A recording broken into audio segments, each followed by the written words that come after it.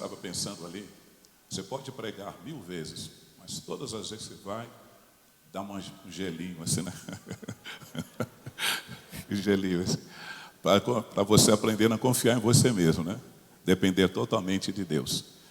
Pastor Luiz, muito obrigado pela confiança. Muito obrigado, pastor Itamar, pastor Alberto. Muito obrigado. Meus amados, eu estava pensando no livro de Deuteronômio, quando há uma predisposição de ensinar o povo, orientar o povo, uma nova geração que estava prestes a entrar na terra prometida. Agora imagine aquela multidão tendo que ouvir, uma multidão tendo que ouvir, refletir, olhar para o passado, ver o erro cometido pelos seus pais, o porquê da morte dos seus pais.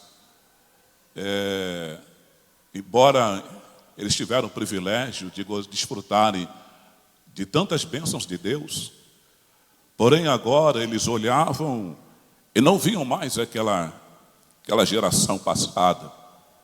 Foram sepultados no deserto. E o único problema que eles tiveram foi não obedecer a Deus. Foi não acreditar na promessa, na palavra, na orientação de Deus. Então agora esta nova geração estava sendo convidada a ouvirem, refletirem, analisarem, se posicionarem diante de Deus e obedecerem a Deus. E obedecerem ao Senhor. Nós somos convidados também a olharmos para o passado. Interessante que o aprendizado não está no futuro. O aprendizado está no passado. Se você quer saber da história do seu país, você tem que pegar no livro de história para você saber como é que foi o passado. Os erros de um país, os acertos de um país, você vai observar ali no livro de história e você vai perceber os erros cometidos e que não poderão ser cometidos novamente, para que o país seja pujante, seja forte, seja vencedor. E Jesus também, ele nos convida a olharmos para trás. Jesus diz: olhai para a mulher de Ló. Veja o que aconteceu com ela. Ela estava com seu coração preso em Sodoma. Ela não conseguia visualizar futuro. Seu coração estava refém, aprisionado em Sodoma. Quando foram convidados para sair de Sodoma, ela não conseguiu sair. Ela não conseguiu se desvencilhar-se do passado. Não conseguiu se safar do passado. Ela era refém dele. É interessante como determinadas situações aprisionam. Como nós vamos ver o caso dos hebreus, eles ficaram escravizados no passado, presos, refém do passado. Observe, se você olhar, por exemplo, para o livro de Samuel, 1 Samuel, você vai observar que no capítulo 7, Samuel disse uma coisa interessante. Ele diz assim: até aqui nos ajudou o Senhor. Mas como é que o Senhor ajudou? Se o passado, esse passado recente, passado de Eli, Ofni e seus filhos, era um passado problemático, mas foi justamente este passado recente que ensinou Samuel. Samuel conviveu com Eli, viu os erros dos seus filhos, ouviu a orientação de Deus, ouviu a orientação do Senhor. E Samuel se predispõe a orientar o povo, a fugir dos ídolos, a fugir daquele passado recente, escapar daquela situação. E quando ele se propõe a fazer isto, o povo se propôs a fazer isto. O povo se propôs a obedecerem a Deus. Eles viviam perdendo dos filisteus, eram saqueados pelos filisteus, mas quando se predispuseram a obedecerem a Deus, a Bíblia diz que houve um trovejar de Deus. E os filisteus tiveram que sucumbir. E eles venceram a batalha, e Samuel diz: até aqui nos ajudou o Senhor, porque nos orientou a olhar para o passado e ver os erros que os nossos pais cometeram, e nós não vamos cometer os mesmos erros. Nós não iremos cometer os mesmos erros. Agora, Nós observamos aqui o seguinte, os hebreus, você sabe que a escravidão é uma tortura. Escravidão é uma tortura para você guardar valores, para você preservar valores. A escravidão, ela vai solapando, ela vai tirando isto de você.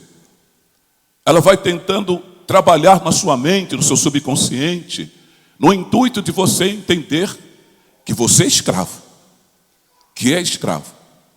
Então, todo o apanhado de valores, todo aquele apanhado de conhecimento, enfim, tudo aquilo lentamente, sem não se esforçar para preservar, ele vai morrendo, ele vai sendo destruído. Embora o povo hebreu fosse um povo da promessa, um povo apontado a dedo por Deus, levantado a dedo por Deus, porém o Egito, através da imposição de Faraó, através da força, da truculência, e através das artes mágicas, porque os magos do Egito, eles faziam mágicas, e isto foi ofuscando a visão dos hebreus.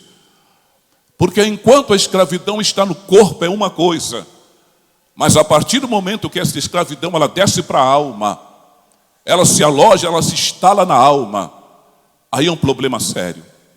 Enquanto a escravidão ela está no corpo é uma coisa, você não está aceitando lá dentro. A pessoa está escrava, mas pela imposição, pela força. Porém, quando essa escravidão ela desce para a alma, e lá na alma, no subconsciente, a pessoa aceita esta ideia, esta pecha de ser escravo, aí o problema é sério. Foi por isso que Deus precisou fazer coisas de impacto.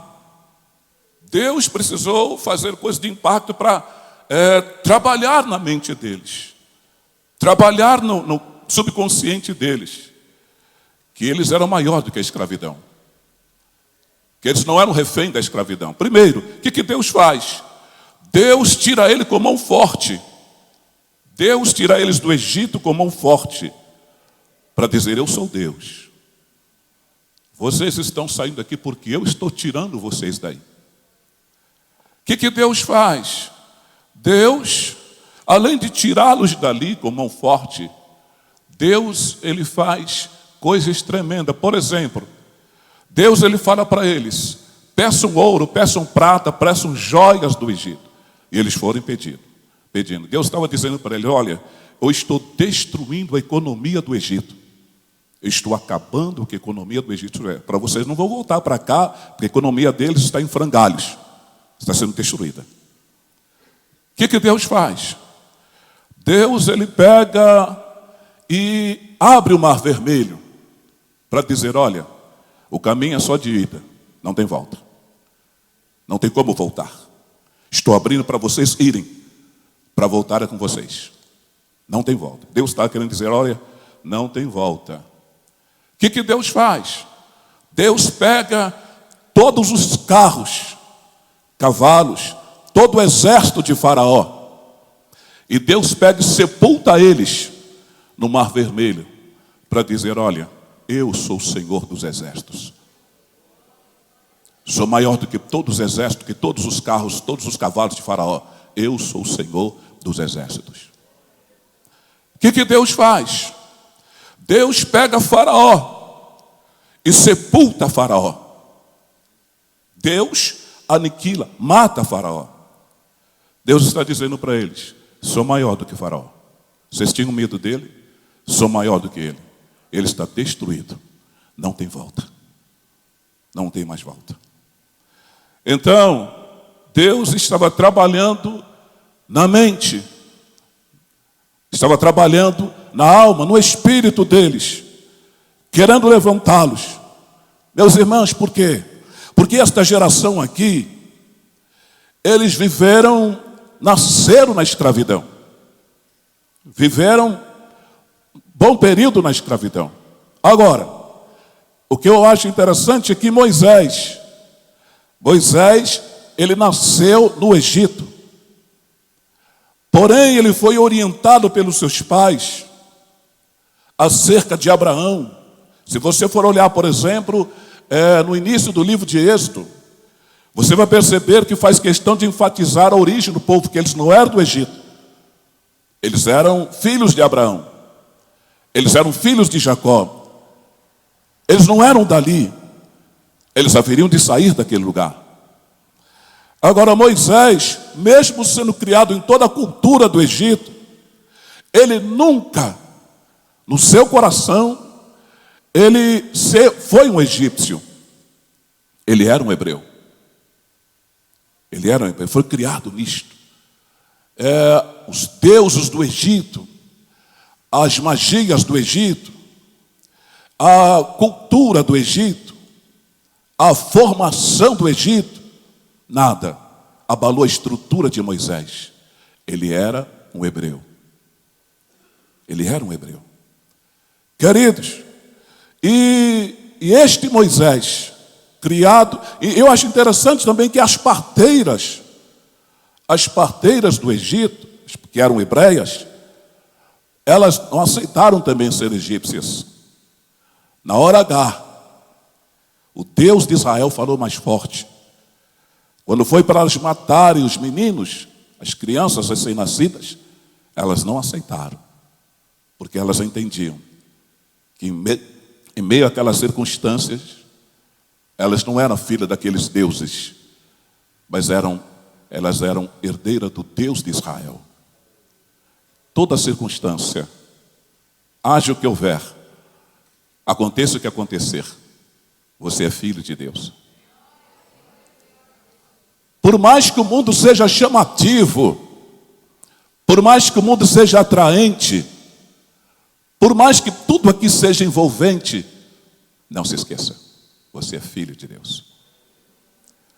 Você tem um lugar, você tem uma origem, você tem uma pátria. Você vai para um lugar diferente daqui. Tudo aqui é bonito, tudo aqui é interessante, mas tudo aqui é transitório, é passageiro. Mas para onde nós iremos é eterno. Para onde nós iremos é maravilhoso. Então, nós não podemos perder o foco. Nossa visão é para lá. É isto que eles tinham que entender. Eles não podiam perder o foco. A visão deles era para a terra prometida. Deus estava conduzindo eles. Deus estava levando eles. Note, quando Deus estende uma nuvem no céu, você já percebeu que quando está quente, assim, quando está aquele calor, de repente, uma nuvem assim, ela fica assim, entre você e o sol, dá um frescor assim, coisa gostosa, né? Aquela coisa gostosa, aquele frescor.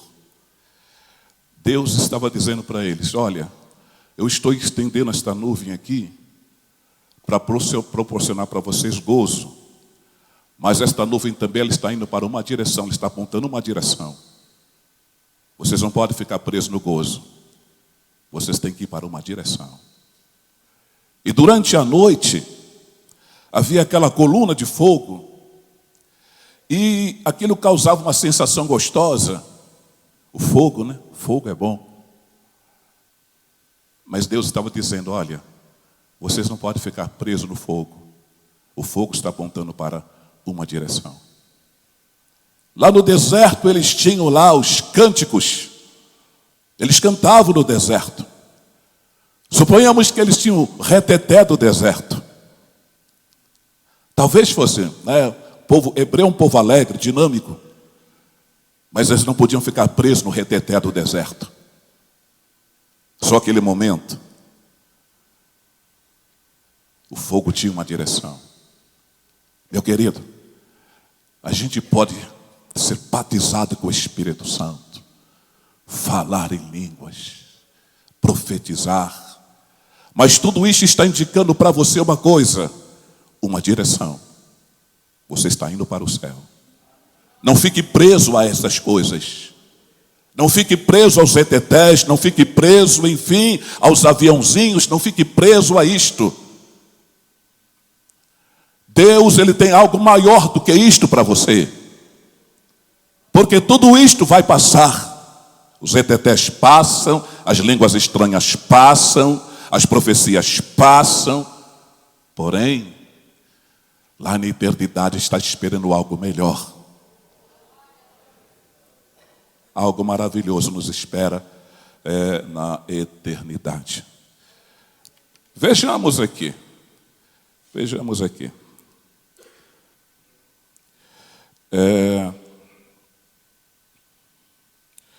A nova exigência, a obediência.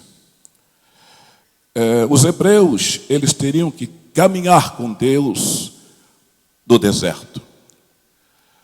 Ir andando com Deus no deserto. À medida que as coisas iam acontecendo, à medida que o maná ia descendo, Deus estava dizendo: estou com vocês, andem comigo. Caminhem comigo. Era uma demonstração clara de que Deus estava ali. De que Deus estava junto com eles, conduzindo eles. Eles tinham que ter esta percepção, tinham que ter esta visão. Eles não podiam ficar, porque a vida não é um mar de rosa, ela tem os seus problemas, as suas problemáticas, as suas dificuldades. E no deserto tinha as suas dificuldades, os medos, o pensar no dia seguinte. Mas quando Deus ele pega o maná e não permite que eles guardem o maná para o dia seguinte, e aqueles que guardaram o maná, Deus faz questão que os bichos comam aquele maná que vem estragar. Deus estava dizendo para eles: eu tenho um dia seguinte para vocês. Eu tenho a provisão para vocês amanhã. Deus estava injetando o que neles? Confiança, credibilidade. Acredite em mim. Eu estou preparando para vocês o dia seguinte. De manhã, quando eles levantavam, lá estava a nuvem. Deus estava dizendo: eu estou aqui. Eu estou aqui. No cair da noite, quando lá vinha a coluna de fogo, Deus estava dizendo: eu estou aqui. Acredita em mim. Confia em mim. Deus jogava pesado em cima deles. Deus investia fortemente sobre eles, para que eles acreditassem, para que eles confiassem que Deus estava com eles. Como Deus investiu forte em nós. Deus investiu fortemente na cruz em nós. Deus, ele investiu seu sangue para dizer: eu estou com vocês. Deus derramou o sangue eterno para dizer: eu estou com você, acredita em mim. E Jesus ressuscita para dizer: eu estou aqui, acredita em mim.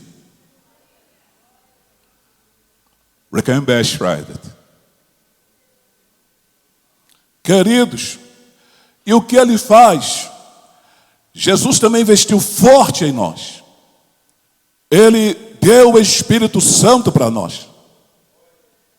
Todas as vezes que você fala língua estranha, o Senhor está dizendo para você: eu estou aqui, acredita em mim.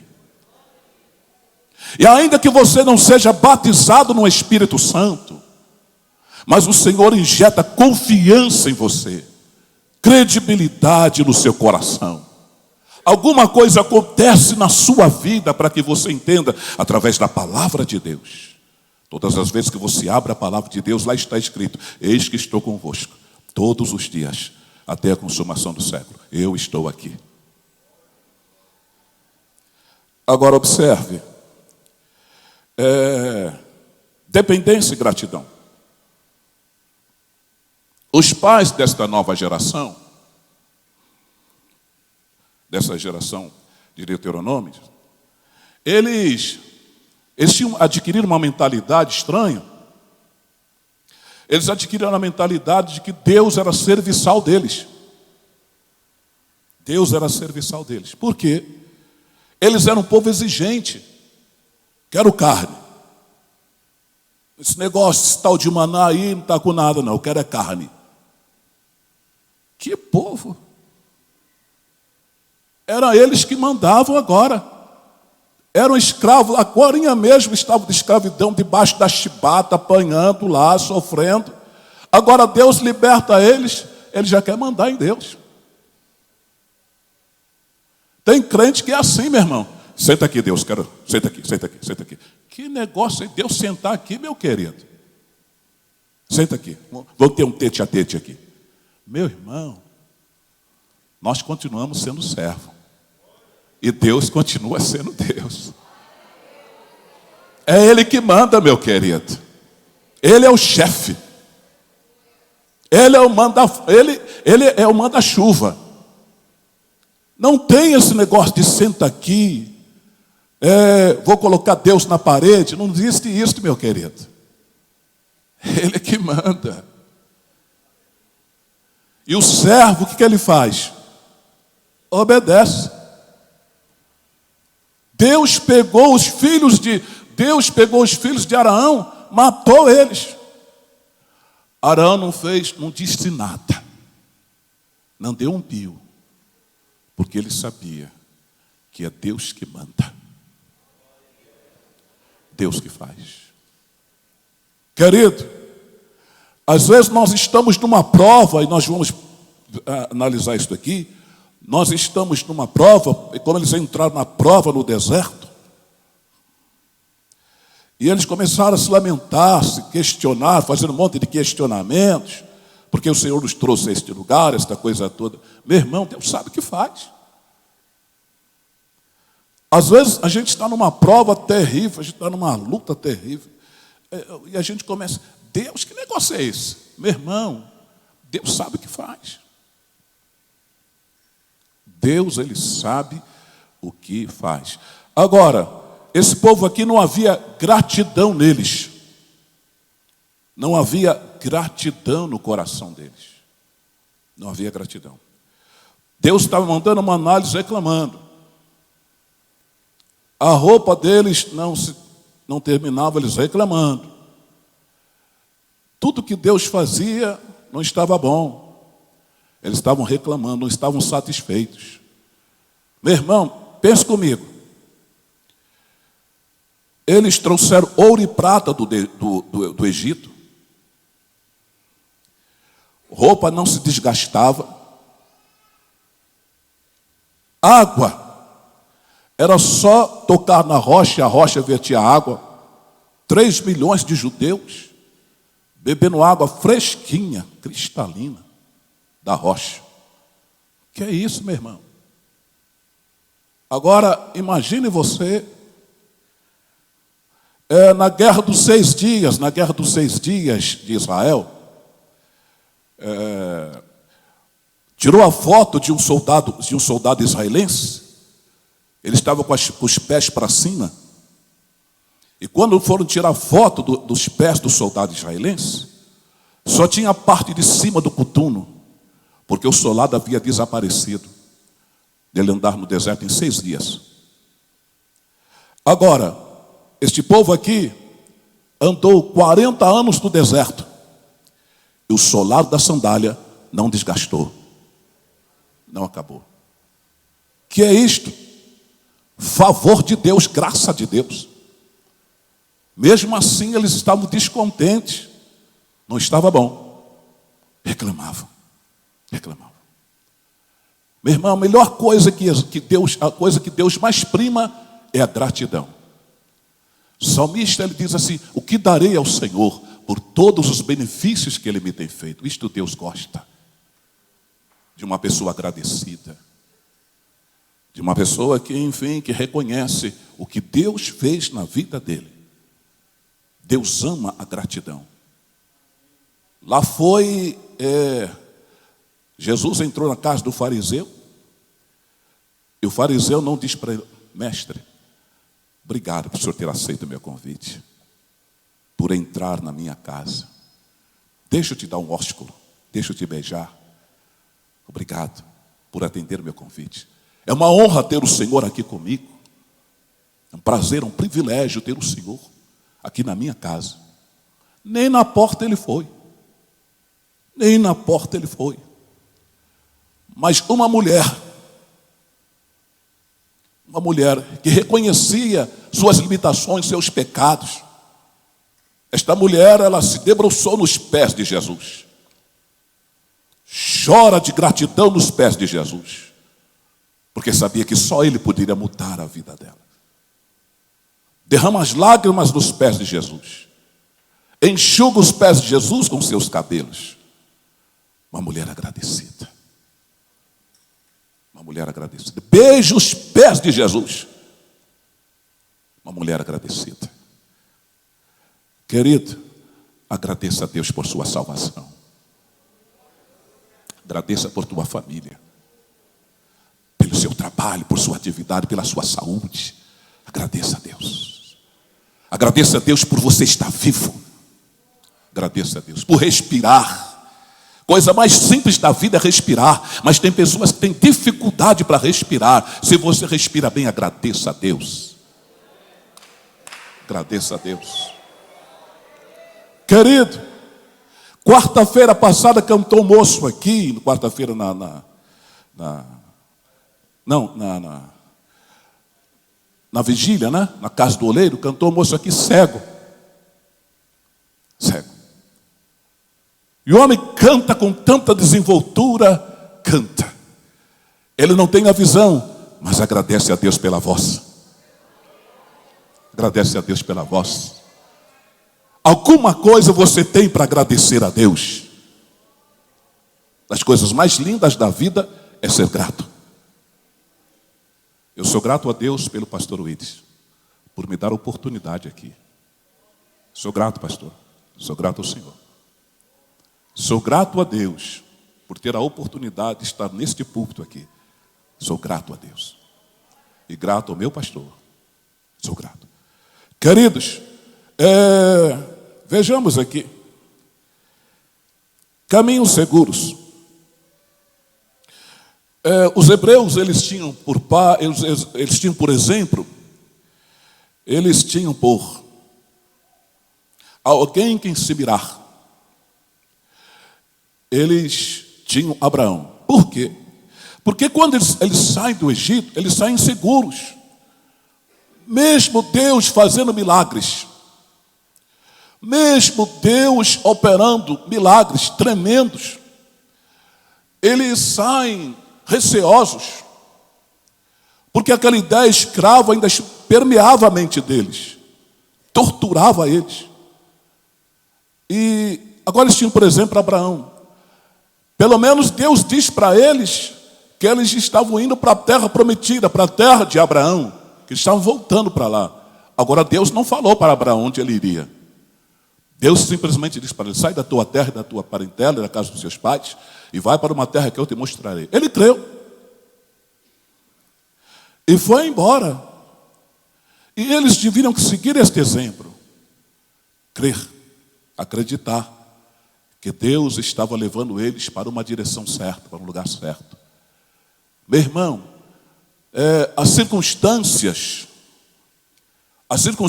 da vida, elas querem mostrar para a gente uma coisa. As circunstâncias, os acasos, que na verdade não são acasos, eles querem mostrar para nós uma coisa: nós temos que prestar atenção. Nada acontece simplesmente por acontecer na vida do servo e da serva de Deus. Se você está em íntima comunhão com Deus, os acasos e as circunstâncias estão te conduzindo para uma direção. Estão querendo mostrar para você uma coisa. Então, a mente deles, a visão deles não poderia ficar simplesmente presa no deserto. Não podia ficar preso nas limitações do deserto. Se esse deserto tem limitações. Eles tinham que entender. Deus está nos mostrando algo. Ele está querendo nos conduzir, nos levar para uma direção. Ei, meu irmão, as circunstâncias da vida, as problemáticas da vida, as coisas que a nossa mente não entende, mas nós temos que entender uma coisa: Deus está trabalhando. Minha esposa, eu sempre digo isso. Minha esposa tinha um consultório dentário. Cadê ela? Teve que sair, né? Ela tem uma, devido ao acidente, ela sente muita dor nas costas, então ela não pode ficar muito tempo sentada, ela tem que se deslocar, né? Mas minha esposa tinha um consultório dentário. E aí, de repente, as coisas foi degringolando. Não foi dando certo. E ela pegou e falou, quer saber de uma coisa? Vou fechar esse consultório e vou doar para quem quiser. Agora imagine você pegar um consultório montado, todas as coisas, enfim, tudo montadinho, e doar. Trem de doido. Deus estava querendo uma outra coisa. Então Deus falou para ela, você vai fazer direito, mas faça direitinho. E ela fez direitinho. Eu sempre digo isso aqui, ela não gosta muito que eu falo, não, mas eu sempre digo. E aí ela fez direito. Foi prestar concurso, com 800 pessoas, para 4 vagas, e ela passa em segundo lugar. Pergunta para ela se ela quer voltar para o consultório dentário. Deus sabe o que faz. Quando Ele fecha uma porta, é porque Ele está querendo abrir uma outra para você. Não fique lamentando na porta fechada, mas comece a glorificar a Deus pela porta que Deus está abrindo para você. Deus, Ele sabe o que faz. Deus estava fechando para os hebreus as portas do Egito, mas estava abrindo as portas da terra prometida. Lugar de bênção, onde seriam gente, honrados, enfim, onde eles teriam a oportunidade de ser eles mesmos. Então, não tenha medo das circunstâncias. Deus está querendo conduzir você para um outro lugar, para um outro caminho. Você tem que ter a percepção, estar em íntimo contato com o Espírito Santo, porque o Espírito Santo está dizendo, não é aqui, é por ali. Você observou uma coisa? Deus poderia abençoar Abraão no lugar onde ele estava. Poderia. Mas Deus diz para Abraão, sai da tua casa, eu não quero abençoar você aqui. Eu vou iniciar uma outra história com você, mas não é aqui, é em outro lugar. Deus faz assim. Ele que manda, Ele sabe o que faz. Meu irmão, então, vejamos aqui.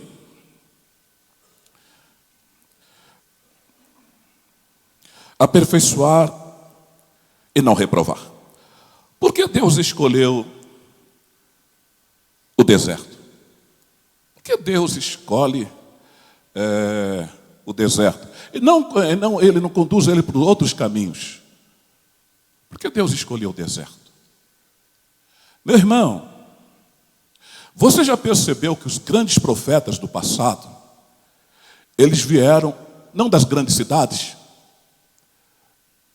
mas eles vieram dos campos, vieram de lugares diferentes. Por exemplo, Davi não era do grande centro. Davi, ele veio por detrás das malhadas. Se você observar os profetas do passado, do Antigo Testamento, você vai observar que muitos deles vieram dos interiores, dos campos. Por quê?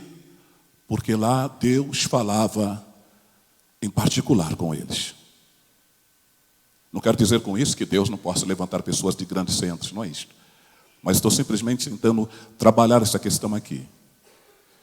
Então, lá no passado, por exemplo, Deus forma o Davi, forma o caráter de Davi, lá atrás das malhadas. Ensina Davi a lutar contra o leão, ensina Davi a lutar contra o urso, ensina Davi a cuidar do rebanho. Quando Davi ele chega no grande centro, ele estava preparado. Ele estava preparado.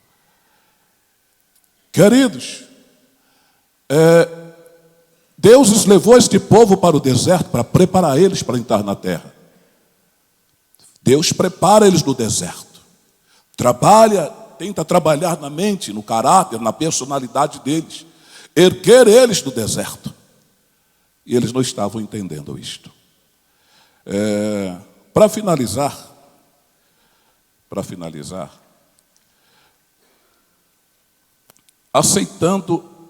alertando a nova geração.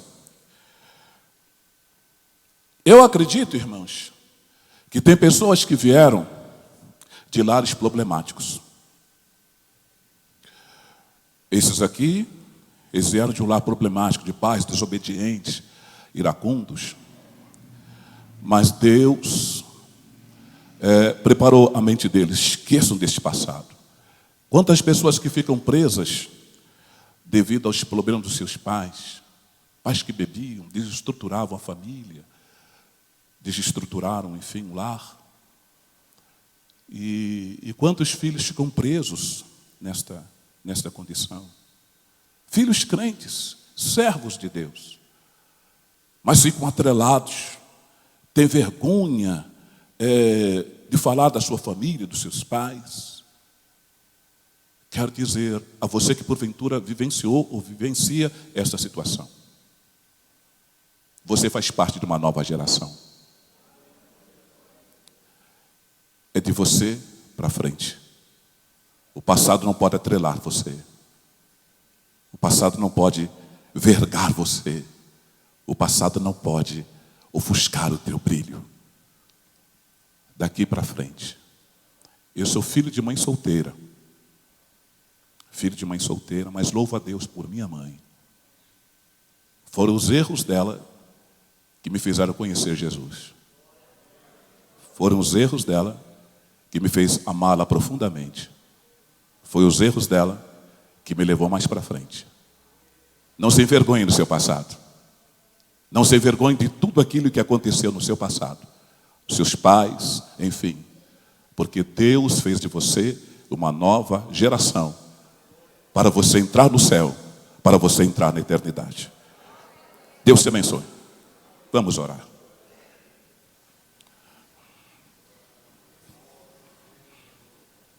Deus e Pai, Tu nos ensinas, Senhor, a olhar para o passado. Porque o passado nos ensina, gerações passadas nos ensinam. Deus, e a Tua palavra nos exorta, Senhor, a refletir, a Te obedecer, a trilhar, andar nos Teus caminhos, para que possamos ser abençoados. Pai, nós estamos indo para o céu. Nada, absolutamente nada desta vida pode, Senhor Deus e Pai, ser colírio para os nossos olhos. Porque nós não estamos presos aqui. Porque o nosso lugar não é aqui, o nosso lugar é no céu. Nós estamos caminhando para a eternidade. E nisto nós Te louvamos, em nome de Jesus. Amém. Deus abençoe, irmão.